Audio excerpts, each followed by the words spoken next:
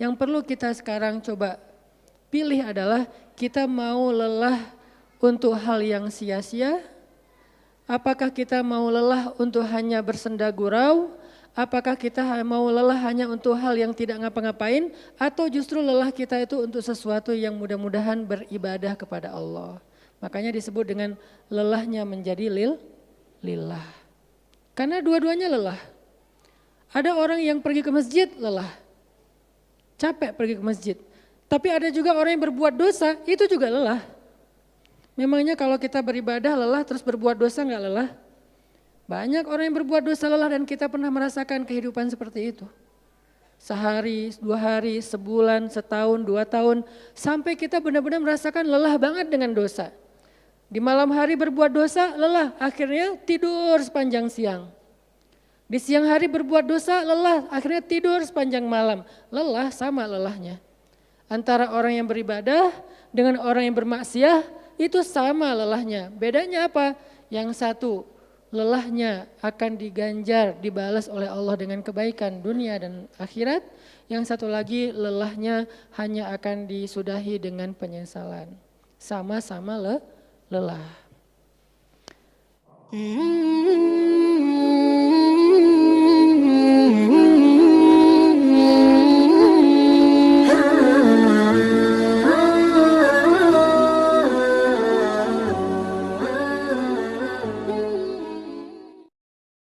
Bismillahirrahmanirrahim.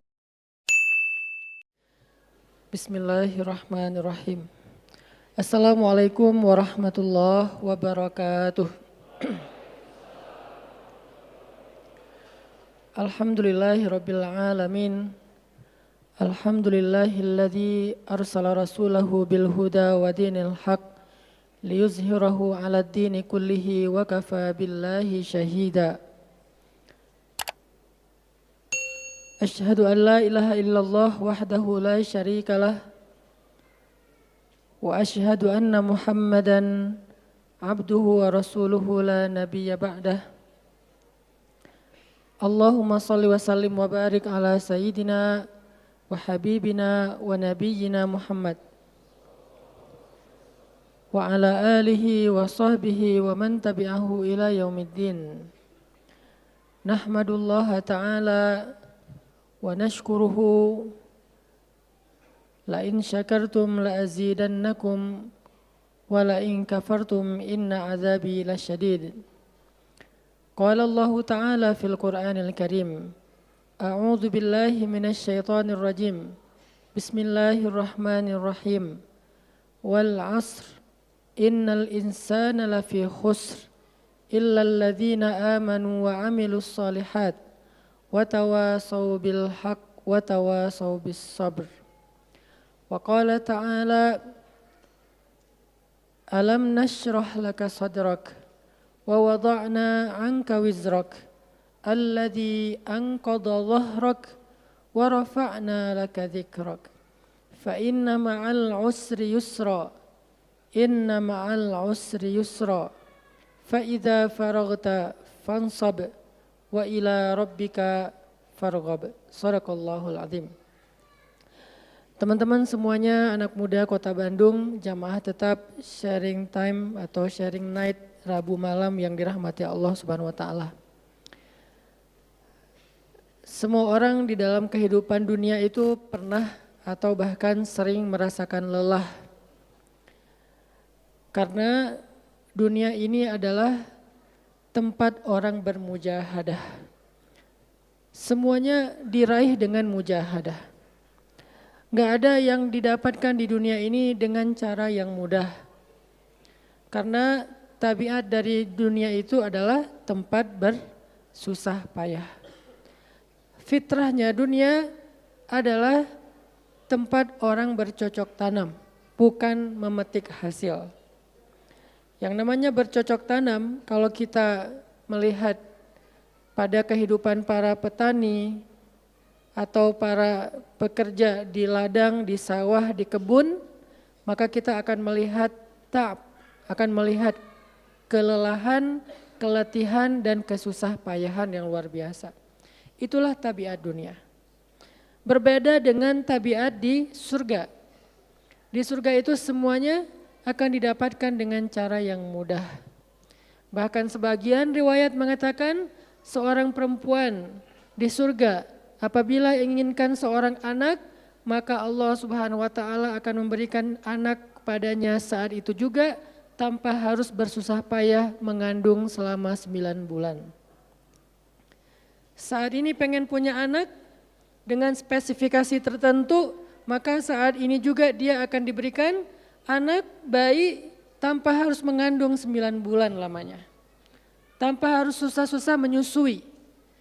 Allah akan datangkan untuk dia bayi yang dia sukai, kemudian Allah datangkan orang-orang yang akan, pelayan-pelayan yang akan merawat dan membesarkan bayi itu untuk dia.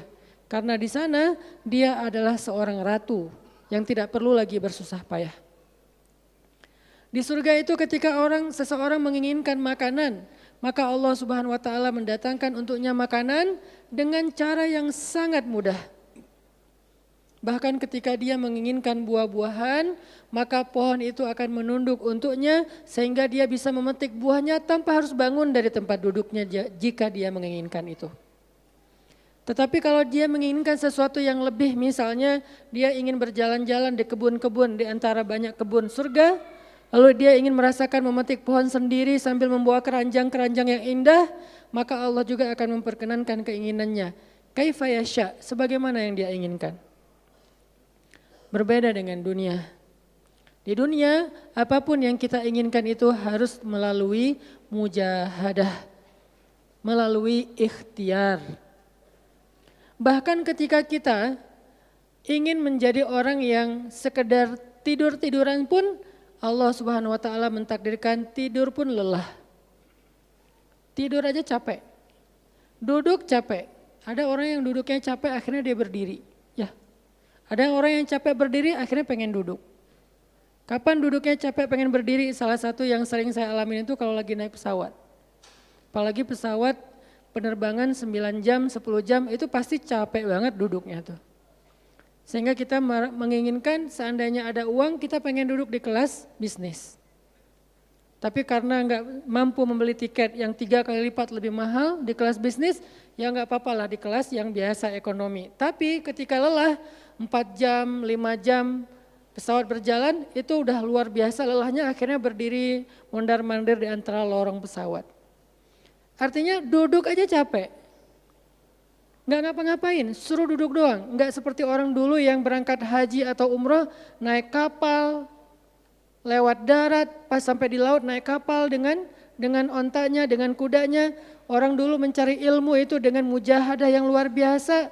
Dengan naik onta berminggu-minggu, ini naik pesawat cuma 9 jam, capek. Yang nggak ada guncangan, biasanya guncangannya cuma pas di awal sama pas mau landing doang. Di atas udah jarang ada guncangan karena dengan ketinggian tertentu dan pesawatnya besar. Tapi itu juga capek. Naik kereta coba, dari Jawa ke Bandung misalnya. Sebutlah dari Semarang, dari Malang, dari Surabaya naik kereta 10 jam. Itu aja capek, nggak usah jauh-jauh, Bandung Jakarta aja 3,5 jam, itu pun capek. Atau kita naik mobil, nggak perlu nyetir, pakai online, duduk aja di belakang atau di sebelahnya si driver, perjalanan setengah jam dari tempat kerja kita ke rumah atau dari rumah ke tempat kerja, ke kampus, ke sekolah gitu. Itu aja capek. Artinya dunia itu memang kayak gitu tabiatnya teman-teman. Tabiat dari dunia itu adalah lelah. Sehingga kalau ada orang yang menghindari capek dengan tidak ngapa-ngapain, itu hal yang agak klise dan naif. Bagaimana dia bisa menghindari lelah? Bagaimana dia bisa menghindari ta'ab? Bagaimana dia bisa menghindari bosan? Bagaimana dia bisa menghindari dalam keadaan susah payah? Sedangkan dia masih berada di sebuah tempat, bumi, dunia yang tabiatnya memang tempat bersusah payah dan lelah. Satu-satunya cara menghindari lelah yang tidak perlu lagi bersusah payah itu hanyalah masuk surga. Tetapi kan itu tidak terjadi sekarang, kita harus meninggal dulu dan kita belum mau. Ada yang mau meninggal masuk surga sekarang? Kalau dijamin sih insya Allah ya, masalahnya nggak ada jaminan. Kalau para sahabat enak, mereka dapat jaminan. Surga Bilal, sebelum Bilal meninggal, Rasulullah udah bilang, bima sabaktani ilal jannah ya Bilal. Dengan apa kamu mendahului aku ke surga wahai Bilal? Dengan wudu dan sholat syukur wudu. Begitu juga nanti ada sahabat lain yang dijamin masuk surga bighairi hisab wala azab. Salah satunya adalah Ukasyah. Kalau kita tidak ada jaminan apapun di akhirat kecuali berikhtiar dan bermujahadah untuk bisa mendapatkan kebaikan sebanyak mungkin di sisi Allah. Sehingga alangkah naifnya seseorang yang menghindar dari ta'ab wal ham wal gham. Dia berusaha menghindar dari lelah, menghindar dari susah payahnya kehidupan, menghindar dari beban-beban hidup. Itu nggak bisa dilakukan karena kita masih berada di dunia. Yang perlu kita sekarang coba pilih adalah kita mau lelah untuk hal yang sia-sia. Apakah kita mau lelah untuk hanya bersenda gurau? Apakah kita mau lelah hanya untuk hal yang tidak ngapa-ngapain? Atau justru lelah kita itu untuk sesuatu yang mudah-mudahan beribadah kepada Allah. Makanya disebut dengan lelahnya menjadi lillah. Karena dua-duanya lelah. Ada orang yang pergi ke masjid lelah. Capek pergi ke masjid. Tapi ada juga orang yang berbuat dosa, itu juga lelah. Memangnya kalau kita beribadah lelah terus berbuat dosa enggak lelah? Banyak orang yang berbuat dosa lelah dan kita pernah merasakan kehidupan seperti itu. Sehari, 2 hari, sebulan, setahun, 2 tahun. Sampai kita benar-benar merasakan lelah banget dengan dosa. Di malam hari berbuat dosa lelah, akhirnya tidur sepanjang siang. Di siang hari berbuat dosa lelah, akhirnya tidur sepanjang malam. Lelah sama lelahnya. Antara orang yang beribadah dengan orang yang bermaksiat, itu sama lelahnya. Bedanya apa? Yang satu, lelahnya akan diganjar, dibalas oleh Allah dengan kebaikan dunia dan akhirat. Yang satu lagi, lelahnya hanya akan disudahi dengan penyesalan. Sama-sama lelah. Bedanya, lelah yang pertama mungkin baru dirasakan hasilnya setelah itu. Lelah yang kedua seolah-olah bisa langsung dirasakan kesenangannya, tetapi kesudahannya adalah penyesalan. Makanya pada malam ini kita ingin merenungkan beberapa nasihat baik dari Al-Quran maupun hadis tentang bagaimana kita menjadi orang yang setiap hari tetap lelah, tetap banyak beban, tetapi beban itu mudah-mudahan menjadikan kita mendapatkan banyak kebaikan di sisi Allah. Makanya Nabi SAW bersabda dalam hadis riwayat Bukhari dan Muslim. An-nasu ka'ibili-mi'ah, la takadu tajidu fiha rahilatan. Manusia itu seperti 100 ekor onta. Manusia ka'ibili-mi'ah, seperti 100 ekor onta. Yang harganya murah 50 juta, yang hidupnya untuk disembelih pada akhirnya nahar, disembelih. Onta itu kan kalau disembelih sambil dia berdiri ya. Kalau ayam, bebek disembelih sambil dipegangin atau diangkat. Kalau kambing dan sapi dibaringkan. Kalau onta disembelih itu sambil diberdirikan. Dia berdiri langsung disembelih. Itu onta. Artinya manusia ka'ibili-mi'ah. Nabi itu menggambarkan onta karena onta ini punya banyak macam. Mungkin di Arab nggak ada ayam yang bermacam-macam. Akhirnya pakai bahasanya onta. Kalau di kita mungkin ada ayam potong, ada ayam kampung, dan segala macam, ada ayam jago. Kalau bebek ada mentok, ada apa? Bebek yang biasa, macam-macam kan. Di Arab mungkin gak terlalu banyak variannya dan gak terlalu akrab dengan kehidupan sehari-hari mereka. Yang akrab itu kambing, kuda, keledai, onta. Akhirnya Nabi mengatakan, an-nasu ka'ibili-mi'ah. Nabi seolah-olah mengambil sebuah perumpamaan. Dan perumpamaan ini bisa kita ganti dengan culture yang berbeda di setiap negara. Tetapi perumpamaan yang paling baik itu adalah onta. An-nasu ka'ibili-mi'ah. Manusia itu seperti 100 ekor onta ibil. Onta potong. Yang hidupnya hanya untuk disembelih oleh tuannya, kemudian dagingnya dimakan atau dijual. Kenapa bisa begitu murahnya? Cuma 50 juta, 40 juta dan berakhir dengan disembelih? Karena onta ini hidupnya tidak istimewa. Dia hidup hanya untuk makan, minum, tidur, dan berkembang biak. Cuman itu misi dari kehidupan dia. Makan, minum, tidur, berkembang biak. Udah itu doang. Setiap hari kerjanya makan aja. Lihat hewan ternak ngapain? Merumput aja setiap hari. Nggak ada hewan ternak yang tiba-tiba dia lagi ngapain? Lagi sholat. Nggak ada. Hewan ternak misalnya lagi ngebantuin tetangga, nggak ada. Hewan ternak lagi menjenguk yang sakit, nggak ada. Hewan ternak yang lagi menyelesaikan hajat saudaranya, hewan ternak yang lagi dengerin curhat, nggak ada. Kenapa? Karena tugas misi kehidupan mereka itu cuma diciptakan untuk makan, minum, tidur, berkembang biak, udah. Ini namanya kalau di antara onta namanya ibil. Yang hidupnya itu sesederhana itu. Nggak ada yang rumit, nggak ada yang terlalu berlebihan. Dan an-nasu, manusia secara umum mirip dengan ibil. An-nasu ka'ibili mi'ah. Jadi kalau kita bandingkan dari 100 orang itu hampir semuanya seperti ibil.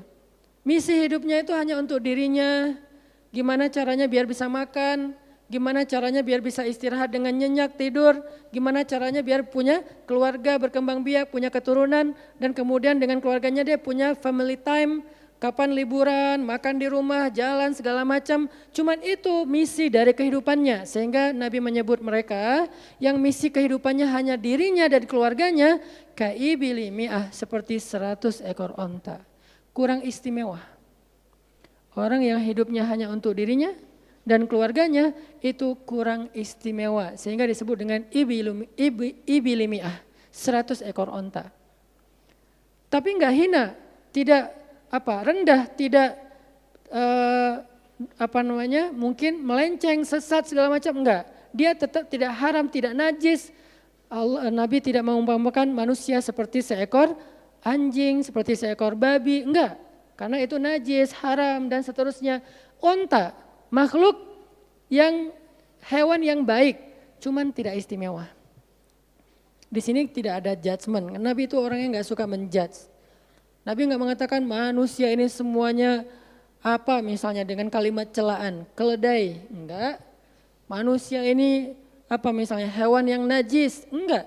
Nabi mengatakan an-nasu ka'ibili mi'ah, manusia itu seperti 100 ekor onta. La takadu tajidu fiha rahilatan.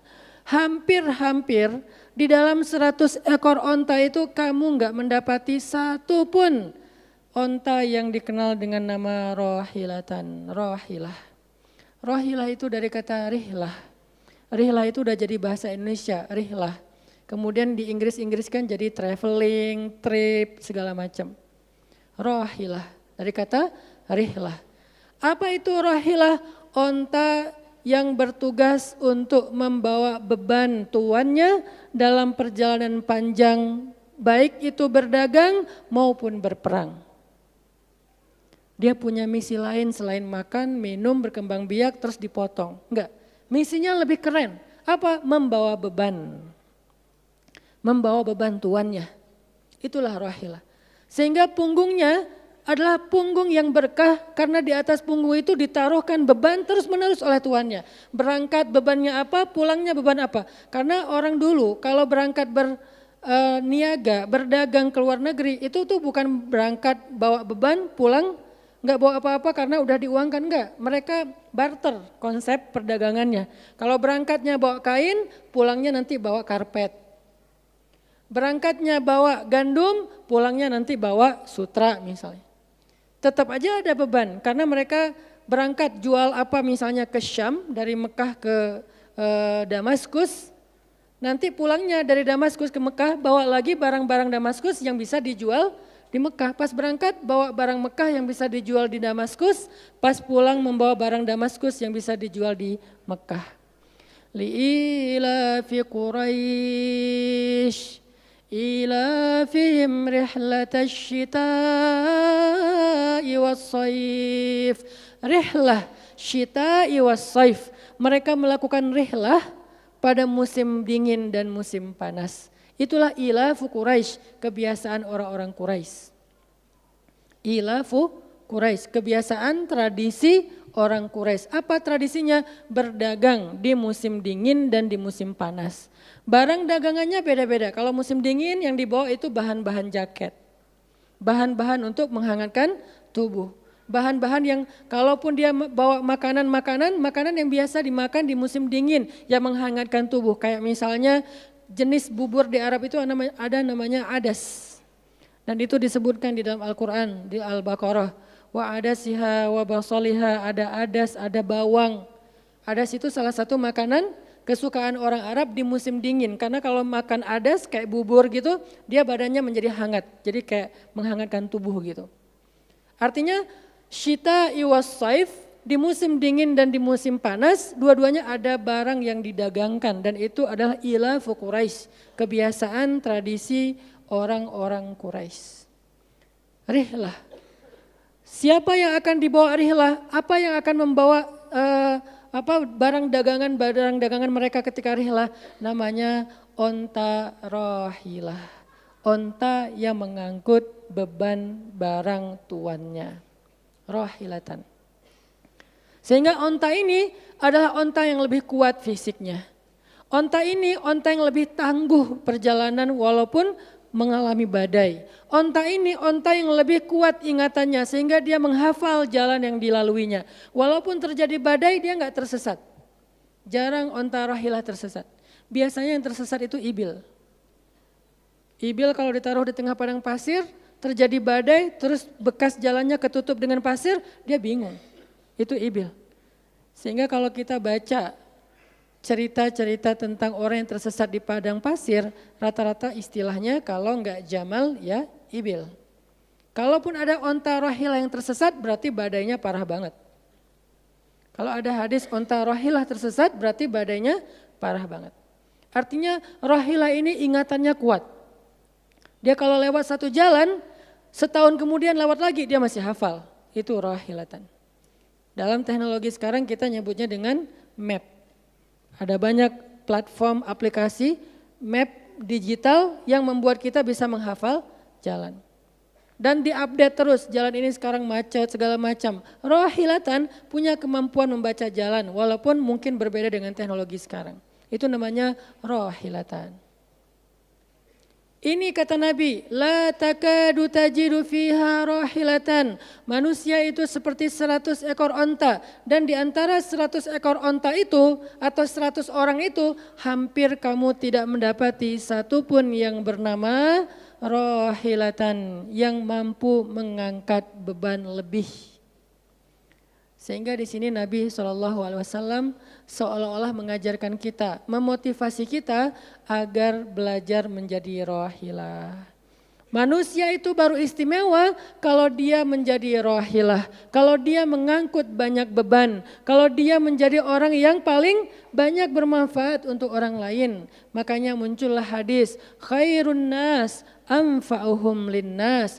Inna ahabban nasi ilallah anfa'uhum linnas. Dua riwayat hadis yang berbeda. Sebaik-baik manusia, kalau dalam analogi yang pertama, sebaik-baik onta adalah rahilatan. Bukan ibil, bukan naqah, bukan jamal. Sebaik-baik onta rahilatan. Kenapa kok rahilatan? Karena dia yang paling bermanfaat, soalnya dia yang paling banyak mengangkut beban. Sehingga dengan analogi tentang onta rahilah, kita menerjemahkan hadis khairun nas, sebaik-baik manusia dengan istilah khair. Arti khair itu memberi lebih, arti khair itu bermanfaat. Khairun nas anfa'uhum linnas, sebaik-baik manusia yang paling bermanfaat untuk orang lain. Dalam riwayat yang lain, inna ahabban nasi ilallah, sesungguhnya orang yang paling dicintai Allah di antara manusia, anfa'uhum linnas, yang paling bermanfaat untuk orang lain. Itu yang paling dicintai Allah di antara manusia. Muncul lagi hadis yang mirip. Inna ahabbal a'mali ilallah sururun tudkhiluhu ala qalbi muslim. Sesungguhnya perbuatan, amal soleh, aktivitas, pekerjaan yang paling disukai Allah di antara yang kita lakukan dalam kehidupan sehari-hari adalah membahagiakan hati orang lain. Ini semuanya hadis-hadis yang memiliki makna yang sama, yaitu menjadi pengangkut beban. Lelah Ustadz, lelah. Enggak ngangkut beban, lelah juga. Ngangkut beban lelah juga, cuman bedanya orang yang lelah tanpa mengangkut beban, hidupnya penuh dengan keluh kesah, tidak ada yang menghargai, tidak dimuliakan, akhirnya dia ngeluh. Ada kan banyak orang yang ngeluh karena merasa dirinya nggak dihargai orang lain? Tetap aja ngeluh. Ada juga yang ngeluh karena terlalu banyak beban, padahal dua-duanya sama-sama ngeluh, kenapa nggak memilih yang lebih baik? Memangnya kalau kita nggak ngangkut beban, kita nggak akan berkeluh kesah, ngeluh. Ngeluhnya mungkin bukan capek, ngeluhnya nggak ada yang hargai. Dan itu udah sunnatullah, kalau kita pengen dihargai, pengen dimuliakan, kita harus menjadi orang yang paling rahilah, yang paling banyak ngangkut beban. Nggak bisa kita jadi ibil tapi pengen diperlakukan seperti rahilah, itu nggak bisa. Kita tuh ibil, hidupnya untuk diri sendiri, nggak bantu siapa-siapa, nggak peduli dengan siapa-siapa, harta kita nggak bermanfaat untuk orang lain, pikiran kita nggak bermanfaat untuk orang lain, lisan kita tidak bermanfaat untuk orang lain, wawasan kita tidak bermanfaat untuk orang lain, apalagi tenaga kita nggak bermanfaat untuk orang lain, skill kita nggak bermanfaat untuk orang lain, semua tentang diri kita hampir tidak bermanfaat untuk orang lain, lalu kita ingin dihargai seperti orang yang paling bermanfaat. Ini naif, klise, enggak ada seperti ini, bukan sunnatullahnya. Karena seseorang itu diberi balasan sesuai dengan mujahadah. Al-jaza ala qadril masyaqqah, balasan tergantung susah payahnya dalam berikhtiar. Siapa yang mujahadahnya lebih, maka rewardnya lebih, jazanya lebih. Jadi saya kadang-kadang ngerasa, dulu saya juga pernah merasa kayak gitu, kenapa kok dia dihormati saya enggak? Kita enggak boleh cemburu tanpa alasan. Seolah-olah misalnya harusnya hormati semua orang dong, enggak bisa. Itu udah fitrah manusia dan sunnatullah dalam kehidupan di dunia. Kalau kita pengen dihormati orang, kita harus menjadi rohilah. Kalau kita pengen dihargai orang, kita harus jadi rohilah. Nggak bisa kita berharap dihargai oleh pasangan kita atau calon pasangan kita, tapi kita nggak punya tanggung jawab, nggak bisa. Kalau teman-teman pengen dihargai oleh pasangan halalnya, teman-teman harus mengangkat tanggung jawab yang lebih berat daripada dia. Kalau dia yang capek kita leleh aja di rumah, tapi kita minta dihargai, saya kan suami. Suami itu bukan status, suami itu peran. Ada orang dia jenis kelaminnya perempuan, tapi dia suami. Kenapa? Karena dia mengambil peran laki-laki.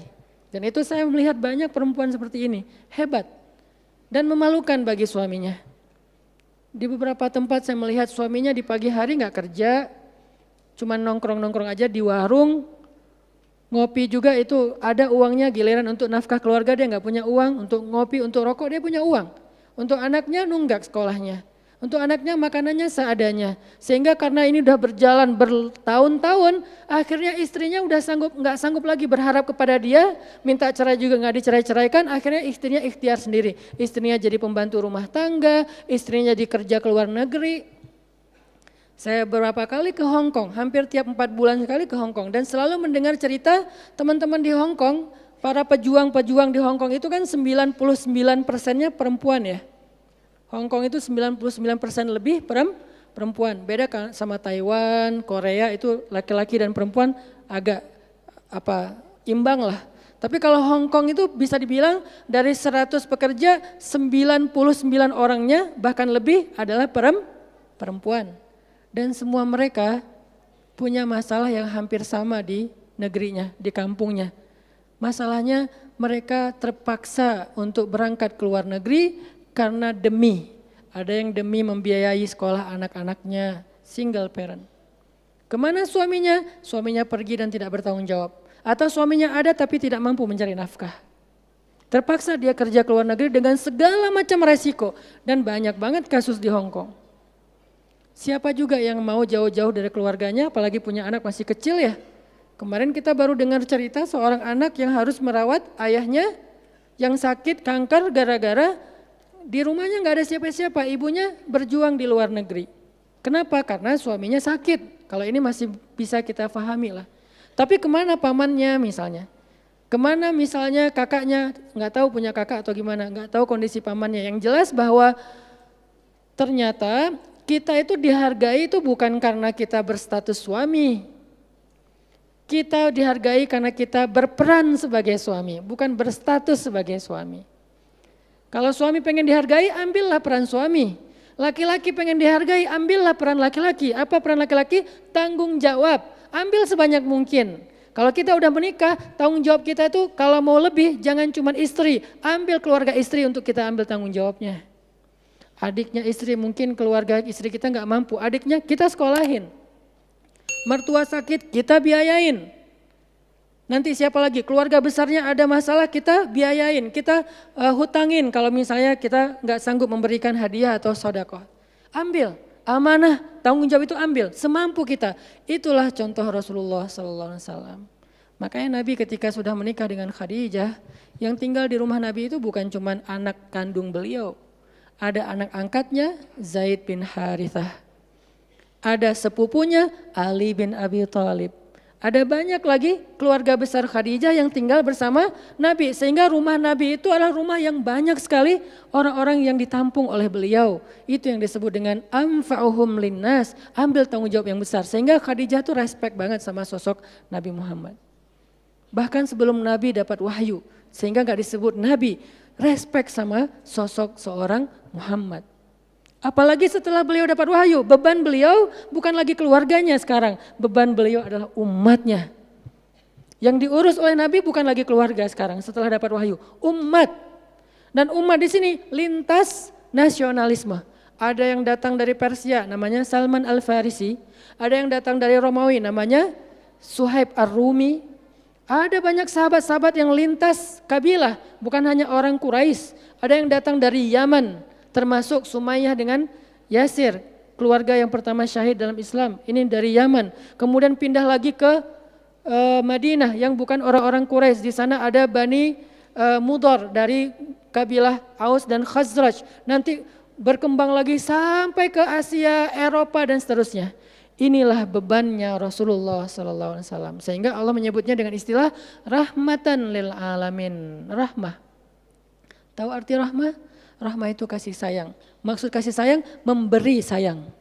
Kasih sayang, bukan minta disayangi. Jadi kalau kita mau berkasih sayang, ya kasih sayangnya. Jangan sayangi saya dong, itu bukan kasih sayang, namanya terima sayang. Bukan kasih sayang, terima sayang, minta sayang. Itu namanya bukan rahmah, bukan mawaddah. Yang namanya rahmah, kasih sayangnya. Kalau kita nggak punya sayang berarti kita nggak punya rahmah. Apa bentuk sayang kita? Perhatian. Apa bentuk sayang kita?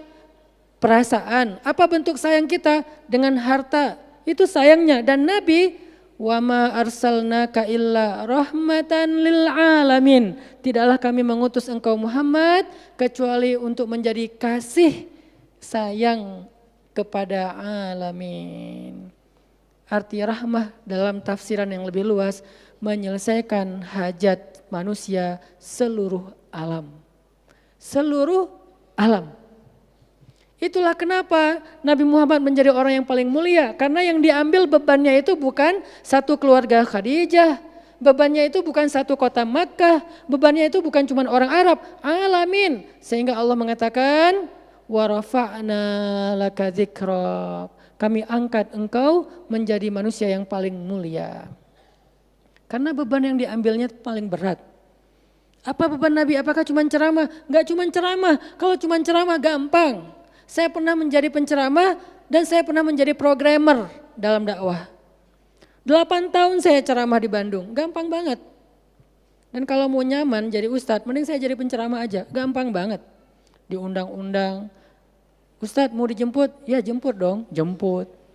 Ya, ustadz kan dijemput, jarang kita jalan sendiri, seringnya dijemput. Dan karena dia pengen memuliakan kita, dia cari di tempat itu siapa yang punya mobil paling bagus untuk menjemput ustadz. Kalau di kampung, cari siapa yang punya mobil baru yang tahun misalnya 2018 lah, kalau nggak ada 2019. Saya punya, ya udah pinjam ya untuk jemput ustadz. Oh boleh saya senang, jemput. Kalau perlu yang punya mobilnya sekaligus jadi supirnya, jemput ustadz. Enak jadi penceramah. Jemput, tunggu di depan rumah, nggak langsung ketok. Kenapa? Nggak enak mau ngetok, biar ustadznya santai aja. Ustadznya keluar dibukain pintu. Terserah mau duduk di depan, duduk di tengah.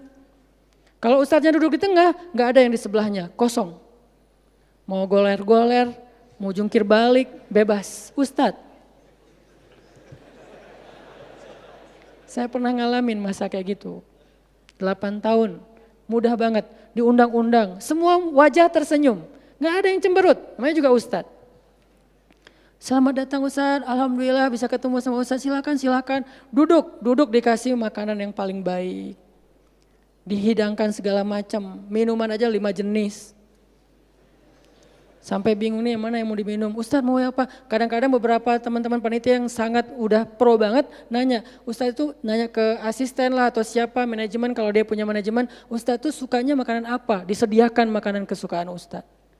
Kalau ke Bandung Ustadz senangnya makan apa? Disediakan makanan khas Bandung kesukaannya Ustadz. Dicari dari restoran terbaik yang ada di kota itu. Ini perlakuan terhadap Ustadz, nyaman banget kalau ceramah tuh. Ceramah berapa lama? Terserah Ustadz. Kalau lagi mood 3 jam, kalau enggak lagi mood 45 menit.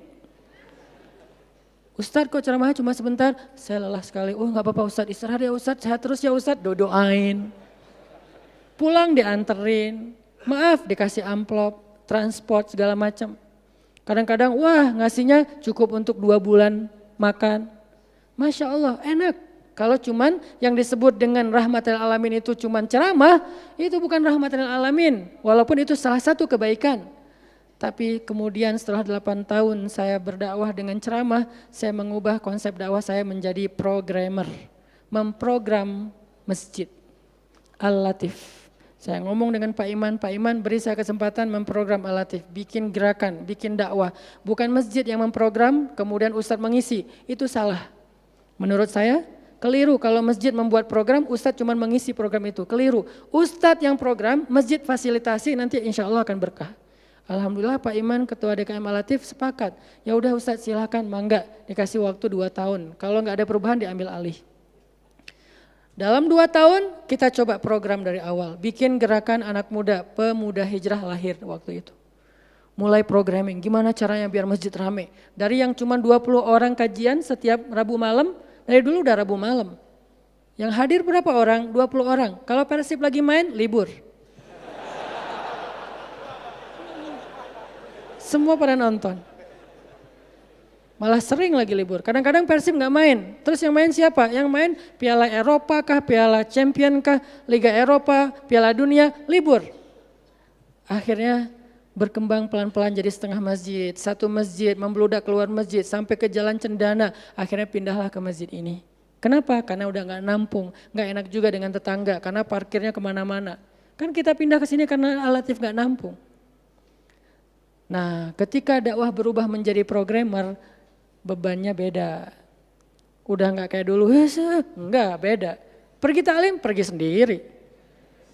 Bahkan berkorban dengan harta sendiri, bareng-bareng dengan teman-teman. Semuanya lelah, kita meeting sampai tengah malam. Emangnya gampang membuat tren hijrah? Nggak mudah teman-teman. Kita harus meeting, mikirin. Sekarang tambah lagi beban yang lain, barisan bangun negeri. Para ustadz berkumpul, bikin gerakan bersama. Kita bikin barisan bangun negeri, dikasih amanah untuk jadi amirnya, mikirin apa yang harus kita lakukan. Program pertama saya bilang less waste, isu lingkungan. Kenapa? Kita pengen jadiin masjid sebagai 911. Tapi pelan-pelan, gak bisa langsung. 911 ini nanti kalau ada masalah di masyarakat, tetangga masjid yang ditelepon masjid. Anak saya sakit, telepon masjid. Ada yang meninggal, telepon masjid. Ada yang pingsan, telepon masjid. Ada yang baru diputusin, telepon masjid. Sampah ini udah darurat. Bandung ini hanya batas deadline penanganan sampah kita kalau kata Pemkot itu sampai 2023. Kalau kita nggak punya alternatif, ini akan jadi masalah besar. Jakarta, saya kemarin ke Jakarta sampai 2022, lebih cepat sedikit daripada Bandung. Artinya mereka hanya bisa menampung sampah sampai 2022. Sisanya kalau nggak ada solusi alternatif, maka akan terjadi masalah besar, tumpuk sampah di depan rumah masing-masing selama nggak usah sebulan, seminggu aja gimana rasanya. Nggak ada yang ngambil sampah di depan rumah kita, seminggu aja. Petugas sampah nggak ngambil sampah di depan kos-kosan, di depan rumah. Sehari telat aja itu udah nggak enak, apalagi seminggu, sebulan, setahun, jadi gimana? 2022, kota-kota besar rata-rata terancam dengan bom waktunya sampah. Kita angkat less waste supaya masjid menjadi salah satu media komunikasi antara Pemprov, Pemkot, pemerintah kepada publik. Kenapa? Soalnya trust publik kepada masjid itu bagus. RT RW bikin program pungut sampah kayak edukasi dan campaign tentang sampah, yang datang sedikit.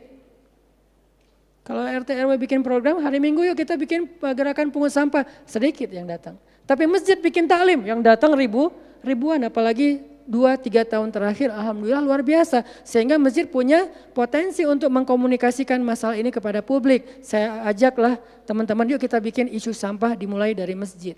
Jalan 2, Bandung, Bintaro udah jalan. Next mau kita jalankan di Jogja, di Malang, dan di Pontianak. Seluruh masjid di Indonesia. Programming, mikir, harus ketemu dengan beberapa orang. Dan habis waktu saya dalam beberapa tahun terakhir bukan untuk dakwah tablik, makanya udah jarang ceramah. Teman-teman kalau ngelihat ceramah Hanan Attaqi di Bandung cuma sekali seminggu, itu juga kalau nggak libur ya. Kajian Rabu malam. Ustaz Hanan selain Rabu malam ngapain sih? Ustaz kosong nggak? Kosong, saya bilang. Kenapa nggak mau ngisi jadwal? Kosong dari taklim tapi nggak kosong dari aktivitas. Sehari meeting bisa 5 kali. Dulu saya pernah yang kalau bahasa teman-teman tuh ngeprank jamaah, bukan ngeprank sebetulnya. Katanya Ustaz nggak datang, tiba-tiba datang kan? Itu tuh meeting 5 kali sehari, dari pagi, siang, sore, menjelang maghrib, baru beres isya. Meeting dengan siapa aja Ustaz? Banyak hal yang harus kita bereskan untuk bisa memunculkan satu program kecil. Akhirnya beres isya, saya bilang masih ada jamaah enggak? Sebagian udah pulang Ustaz, tapi yang lain masih pada nunggu, kasihan. Ya udah saya jalan aja ke sini naik motor, sampai di sini isya baru ngisi kajian. Artinya ternyata bebannya beda. Tapi rohilatan, itu yang disebut dengan dakwahnya Nabi. Saya baru mengambil sebagian kecil dari banyak varian dari dan instrumen dakwah Nabi, itu cuma sebagian kecil, memprogram, baru masjid. Nabi itu alamin loh. Gimana mengubah kota Makkah yang dulunya kemusyrikan merajalela, perzinahan merajalela, kemudian anak perempuan dibunuh karena dianggap membawa sial, riba luar biasa, banyak yang dibunuh gara-gara gak mampu membayar hutang, dan perbudakan, dan banyak lagi masalah sosial. Bukan hanya masalah akidah dan ibadah. Akidah dan ibadah itu adalah inti masalahnya, kemudian merembet ke masalah sosial, biasanya kayak gitu. Kalau akidahnya melenceng biasanya sosialnya rusak, walaupun gak selalu kayak gitu juga sih. Karena ada di beberapa negara yang akidahnya mereka syirik tapi sosialnya bagus, walaupun ada problem sosial lain yang mungkin nggak perlu dibahas di sini. Yang jelas awalnya berawal dari kemusyrikan, kemudian berkembang menjadi masalah ekonomi, sosial, dan seterusnya. Nabi menyelesaikan masalah kota Mekah. Gimana caranya? Mekah yang tadinya kota yang jahiliyah menjadi kota Islamiyah, kota yang rabbaniyah, kota yang penuh dengan kebaikan. Madinah yang tadinya kota yang penuh dengan sampah, Yathrib berubah menjadi kota Munawwarah. Sekarang udah nyampah lagi. Di zaman Nabi itu benar-benar Madinah Munawwarah. Sekarang mungkin nggak sebagus di zaman Nabi, cuman bangunannya doang yang megah, tapi secara lingkungan, secara sosial nggak sebaik zaman dulu lah. Kalau bangunan itu kan bukan indikasi peradaban ya. Karena kita pernah mengalami masa peradaban Islam yang keren, nggak ada tuh bangunan pencakar langit seperti Dubai. Kita di Dubai bangunan pencakar langit, tetapi secara peradaban ada masalah di Dubai, terutama masalah sosial. Di Arab Saudi masalah lingkungannya luar biasa, salah satu penghasil sampah 10 besar di dunia. Kalau untuk masalah sampah organik termasuk 5 besar di dunia, artinya makan sering dibuang-buang. Makanya sampah organiknya paling banyak, waste-nya paling banyak. Itu yang diselesaikan oleh Nabi di kota Mekah dan Madinah, kemudian berkembang di kota-kota lain sampai ke Irak, sampai ke Syam, sampai ke Mesir, sampai ke Eropa, sampai ke Turki, sampai ke Afrika, bahkan sampai ke Nusantara. Rahmatan lil alamin, rahmah bukan cuma ceramah. Kalau ceramah, Nabi lebih jago dari siapapun. Orang siapapun yang berceramah itu kopas dari Nabi kan? Ada yang ceramah nggak kopas dari Nabi? Nggak ada. Kopas dari Nabi Musa enggak, kecuali diriwayatkan dari Nabi Muhammad, kemudian baru Nabi Muhammad meriwayatkan dari Nabi Isa dan Nabi Musa. Semuanya kopas, copy paste dari Rasulullah SAW. Artinya kalau mau ceramah, bahan Nabi itu banyak banget. Dan kalau Nabi mau ceramah, yang ngundang pasti banyak banget. Jadilah Nabi dai sejuta umat. Capek pasti setiap hari 5 kajian. Nabi lagi di mana? Lagi di Syam. Sampai 2 tahun ke depan jadwal ceramah penuh. Kalau Nabi mau kayak gitu. Tapi ternyata Nabi bukan cuma ceramah, memprogram umat. Ada yang masalah datang ke Nabi, ya Rasulullah saya diceraikan oleh suami saya dengan bahasa, kamu bagi saya seperti ibu saya, zihar. Nabi bingung nih gimana nih zihar, kok suaminya gitu banget sih sama dia. Ya udah berarti kamu sudah diceraikan oleh suamimu, sabar ya, dinasihati, disabar-sabarin sama Nabi. Dia pulang turun ayat, surat Al-Mujadalah. Tentang bab zihar. Ada lagi yang datang rame. Dia yang salah, saya yang salah, dia yang salah. Akhirnya didamaikan sama Nabi. Nabi mau takbir nih, pergi ke masjid mau sholat berjamaah. Mau takbir, ya Rasulullah di Bani Salamah ada masalah, mereka hampir berperang. Gak jadi takbir, pergi ke Bani Salamah menyelesaikan hajat mereka. Datang-datang jamaah udah sholat, Nabi sholat yang jamaah yang kedua. Artinya rahmah, ngambil beban umat. Belum lagi nanti beban umat yang tertindas di antara Bani Israel, di luar negeri, di Yaman, di Syam. Yang Nabi mengutus para sahabat untuk menyelesaikan hajat-hajat mereka. Makanya Nabi mengatakan, siapa yang datang kepada saudaranya untuk menghilangkan masalahnya, maka Allah akan menghilangkan masalah orang ini nanti di akhirat. Makanya beban Nabi itu berat banget teman-teman. Kalau kita baca sirah Nabi, luar biasa, Nabi itu lelah banget. Sampai para sahabat meriwayatkan Nabi itu dulu sebelum dapat wahyu, beliau seger gitu. Setelah dapat wahyu tetap ganteng, tetap keren karena memang aslinya udah dari sononya keren ya. Cuman udah ada guratan lelahnya tuh terasa di wajah beliau, lelah banget. Sampai Nabi itu pernah sampai Allah bilang gini, فَلَعَلَّكَ بَاخِعٌ نَفْسَكَ عَلَىٰ آثَارِهِمْ. Hampir saja engkau mencelakai dirimu gara-gara mereka. Apa maksudnya? Kok Nabi hampir mencelakai dirinya gara-gara mereka itu maksudnya apa? Saking terbebannya Nabi dengan kondisi umat, hampir-hampir Nabi itu sakit keras, hampir-hampir Nabi itu binasa, celaka, meninggal demi mikirin nasib umat. Kayak gitu banget coba. Itu namanya rohilatan. Kita belum sanggup untuk memikul beban umat sedunia. Makanya minimal kalau kita nggak ngambil beban umat sedunia dengan tangan kita, minimal dengan pikiran kita aja. Kita mikir nggak sih nasib Palestina? Atau kita masih nganggap bahwa itu beda negara? Kalau beda negara oke. Apakah kita memikirkan mereka karena kemanusiaan? Masa kita mau bilang mereka bukan manusia? Kan sama-sama manusia. Harusnya kita merasakan apa yang dia rasakan karena kita sama-sama manusia, punya perasaan yang sama. Kalau kehilangan akan sedih, kalau melihat kezoliman juga enggak akan kuat, kalau dizolimi juga akan sakit. Kita mikir enggak tentang Palestina? Kita mikir enggak nasib Suriah? Kita mikir enggak nasib Rohingya? Kita mikir enggak nasib Yaman? Apakah gara-gara kita mikir tentang mereka lantas kita jadi radikal dan teroris? Sejak kapan kita memikirkan nasib orang yang tertindas tiba-tiba jadi radikal? Apakah orang yang tidak memikirkan orang lain hanya dirinya sendiri berarti orang yang baik? Justru makin banyak kita mikirin nasib mereka, kita makin rohilatan walaupun belum sanggup menyelesaikan hajat mereka, mikir doang. Dengan kita lihat postingan yang terakhir di Idlib, bagaimana anak bayi kehilangan kakinya gara-gara kena bom dari tentara Rusia. Kita belum sanggup ngasih solusi sebagai pribadi maupun sebagai bangsa, belum sanggup. Pertama jaraknya jauh, kedua memang kita juga belum punya kemampuan untuk itu.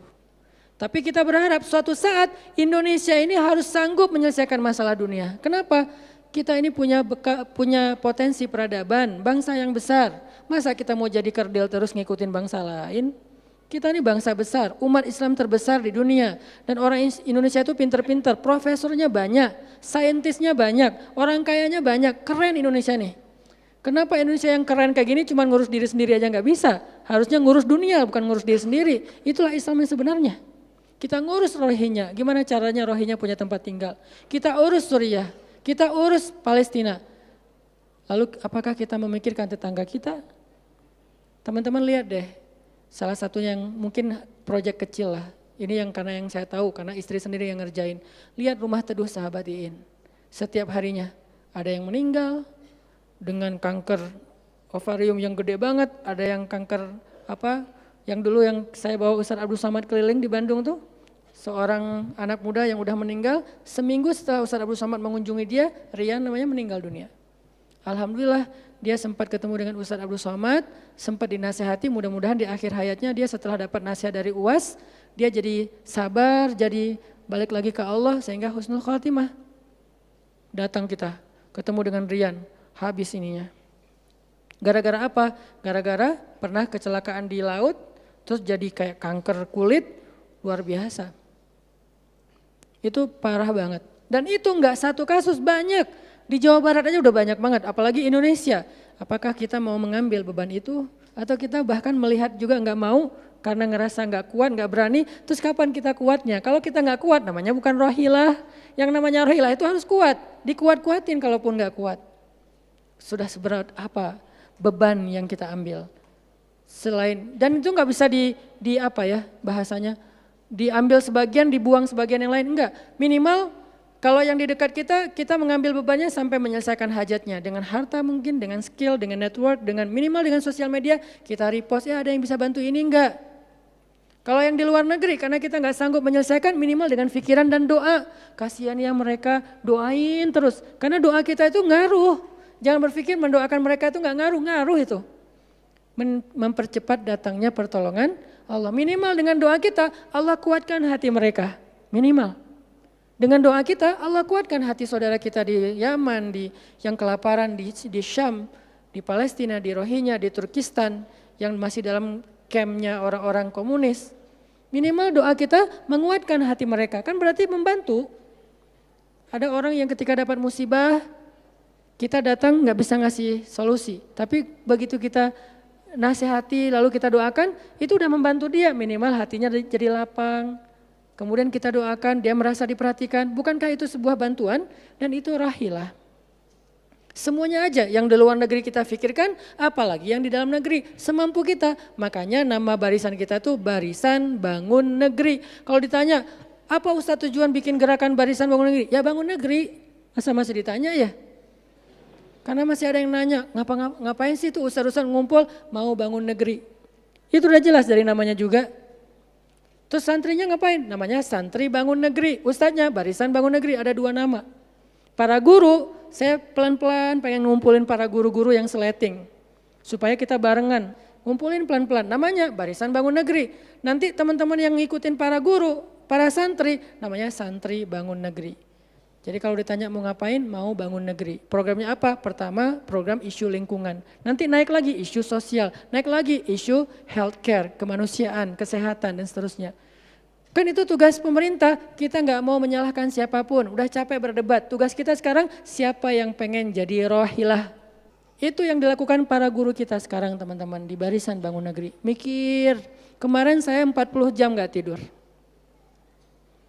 Dari Bandung ke Jogja, di Jogja ada acara, udah beres acara kita ada meeting yang penting banget yang bikin saya sesak sampai sekarang. Itu ada diskusi yang saya tidak bisa sampaikan ke publik, itu diskusi dari jam 11 malam sampai jam 3:30 subuh. Kenapa diskusinya sampai malam Ustaz? Karena besok kita semuanya udah pada bubar, udah pada pulang masing-masing ke negerinya sehingga nggak sempat ketemu. Ketemunya kita cuman malam Selasa. Selasa subuh pesawatnya udah mulai ada yang pesawat jam 5, jam 6, jam 7. Jadi malam itu harus kita selesaikan meeting kita. Meeting lah kita sampai jam 3:30 subuh. Beres meeting langsung ke bandara. Saya dengan salah satu ustadz ke bandara berdua naik flightnya pas bareng. Belum selesai tadi meetingnya, meeting lagi di pesawat.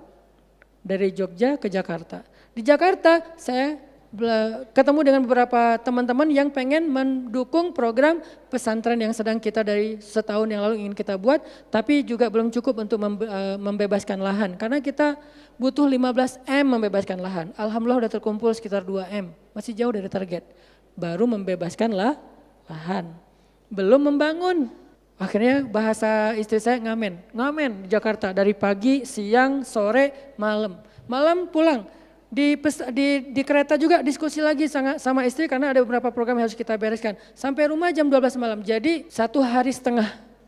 Hampir 2 kali 24 jam, baru istirahat. Itu kalau programming, beda dengan ceramah. Diundang ke Jogja, Ustadz ceramahnya di Jogja, oke jam berapa? Isya, ya udah saya datangnya maghrib. Terbang jam 5, sampai di sana maghrib. Ceramah, beres ceramah, saya tidur, gampang kan?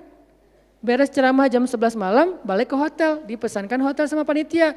Hotelnya mau yang gimana Ustadz? Terserah, yang dekat-dekat aja biar nggak capek di jalan. Oh ya Ustadz, dikasih hotel biasanya yang enak, yang deluxe. Masuk ke hotel, mandi air hangat, ya. Beres mandi air hangat, pesan makanan online. Karena tadi belum makan, misalnya kalau telat makan juga, pesan datang ke kamar. Kadang-kadang saya cuma pesan 1 jenis, mereka pesan 3 jenis. Saya belum makan, lapar, boleh nggak pesan sate? Oh boleh Ustaz. Datang sate, datang mie godok, datang apa, banyak. Semuanya ditaruh di depan kamar. Ustaz, ini udah ada makanannya. Masya Allah makanannya banyak gini. Kalau cuma ceramah, habis makan jam 12, tidur. Bangun sholat subuh, beres subuh, olahraga. Ya, karena di hotel, treadmill. Beres treadmill, berenang. Beres berenang, breakfast. Beres breakfast, terbang ke Bandung. Kan enak ya? Kalau cuman ceramah. Jadi kerjanya cuman 1,5 jam pas ceramah. Itu juga santai. Namanya juga ceramah gampang. Tapi kalau programming, buat program kayak tadi ceritanya, meeting gak beres-beres. Sampai enak dengan meeting.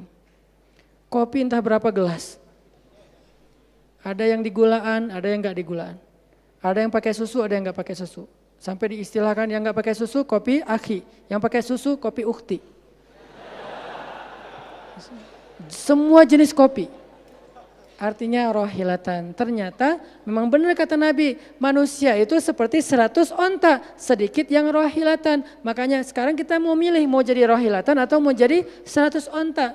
Dimulai dari hal yang kecil. Saya ngajak teman-teman, yuk kita jadi rohilah, kita angkat beban negeri kita, beban bangsa kita. Saya pengen banget masjid itu jadi kayak rumah teduh. Sekarang yang menjalankan pasien kanker kurang mampu se-Jawa Barat salah satunya rumah teduh itu. Yang sekarang ada 15 rumah dengan sekitar 300 pasien. Yang setiap kali operasi itu 40 juta karena kalau pakai BPJS antrinya setahun sehingga harus pakai jalur normal. Dan beberapa di antara mereka belum sanggup untuk membayar cicilan BPJS sehingga nunggak nggak bisa pakai. Kita selesaikan. Harusnya itu dilakukannya oleh masjid. Kenapa? Karena potensi zakat, infak, sedekah, kenceleng masjid gede. Jangan cuma dipakai buat renov. Jangan cuma dipakai buat pengumuman hari Jumat. Kenceleng minggu ini 300 juta. 300 juta di sebelah masjid ada orang lapar, berarti ngapain 300 juta teh? Harusnya 300 juta itu kenceleng minggu ini, harusnya 300 juta tapi tinggal 10 juta. Kenapa? Beban umat diangkat semua sama masjid. Itu cita-cita kita, pengennya masjid itu menjadi, makanya ada hashtag masjid peradaban. Apa masjid peradaban? Masjid rohilah, masjid yang mengangkat beban umat, bukan cuma membuat program jihad, pengajian hari Ahad. Udah lewat lah masa kayak gitu-gitu, udah gak keren. Ini saya tantang masjid-masjid yang ada di Indonesia, jangan hanya fokus dengan taklim.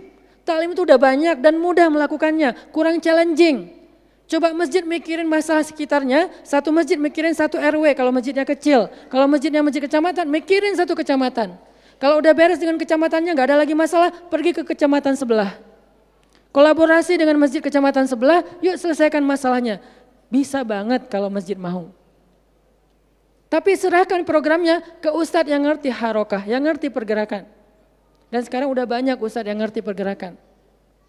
Baru kita akan melihat Indonesia yang luar biasa. Terus apa yang bisa kami lakukan ustadz? Yuk bareng-bareng dengan saya, dengan pemuda hijrah, dengan para guru barisan bangun negeri, kita bangun deh Indonesia semampu kita.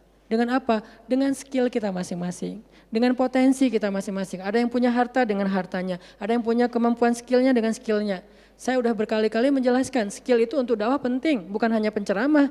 Nah mau nggak nih teman-teman, yuk kita bangun Indonesia. Sekarang kita mikirin apa yang bisa kita lakukan untuk Indonesia, masing-masing dengan potensi kita. Karena kita anak masjid, anak masjid. Karena kita banyak sering ke masjid, ya udah kita bangun Indonesia dengan cara masjid. Dan ternyata cara masjid itu bukan cuma Allahu Akbar dan Subhanallah, salam, enggak. Yang dibicarain di masjid itu bukan cuma juz-juz Al-Quran, tapi masalah umat. Karena Nabi membicarakan masalah umat itu di Masjid Nabawi. Yang kita pengen ke sana, berharap banget bisa umroh. Apakah di Masjid Nabawi itu cuma ada raudhah kemudian orang berdoa, egois banget pengen masuk surga sendiri? Enggak. Di raudhah itu Nabi dengan Jibril bicara tentang umat. Gimana caranya umat ini selesai masalah mereka. Sampai ke penjuru dunia. Yang terjajah dibebaskan dari penjajahan, yang terzolimi dibebaskan dari kezoliman. Itu namanya rohilah. Saya yakin di sini banyak potensi dan skill yang keren-keren. Coba berikan skillnya untuk dakwah, dedikasikan skillnya untuk agama. Yang kalau kita dedikasikan untuk agama, insya Allah untuk bangsa dan negara udah pasti. Karena agama kita itu bukan agama ritual. Agama kita ini adalah agama kehidupan. Sehingga yang ada di dalamnya bukan cuma bab sholat, tetapi juga bab orang sakit. Dan kita tahu banyak hadis tentang itu, bab lingkungan, dan kita mulai tahu hadis-hadis tentang itu. Yuk kita dedikasikan skill kita, potensi kita, harta kita untuk agama Allah, kita angkat beban umat bareng-bareng. Karena kalau saya ngangkat sendiri, saya paling-paling ngangkat sanggupnya itu 100 kilo, itu juga udah ngos-ngosan. Tapi kalau kita ngangkat bareng-bareng, bisa bertonton beban umat kita angkat. Mudah-mudahan dari kajian mager ini, mudah-mudahan kelak kita bisa menjadi orang yang mudah bergerak, sanggup bergerak, dan geraknya bersama-sama. Barakallahu fikum, billahi taufiq wal hidayah. Allahumma inna nas'aluka ridhaka wal jannah wa na'udzubika min sakhatika wan nar. Allahumma a'inna ala dzikrika wa syukrika wa husna ibadatik. Rabbana habib ilainal iman wa zayyinhu fi qulubina wa karrih ilainal kufra wal fusuqa wal isyan waj'alna minar rasyidin. Rabbana atina min ladunka rahmah wa hayyi' lana min amrina rasyada wa hayyi' lana min amrina rasyada wa hayyi' lana min amrina rasyada waj'al lana min kulli dhiqin makhraja wa min kulli hammin faraja wa min kulli usrin yusra. Rabbana atina fid dunya hasanah wa fil akhirati hasanah wa qina adzabannar. Wa sallallahu ala sayyidina Muhammadin wa ala alihi wa sahbihi ajmain walhamdulillahi rabbil alamin. Wassalamualaikum warahmatullahi wabarakatuh.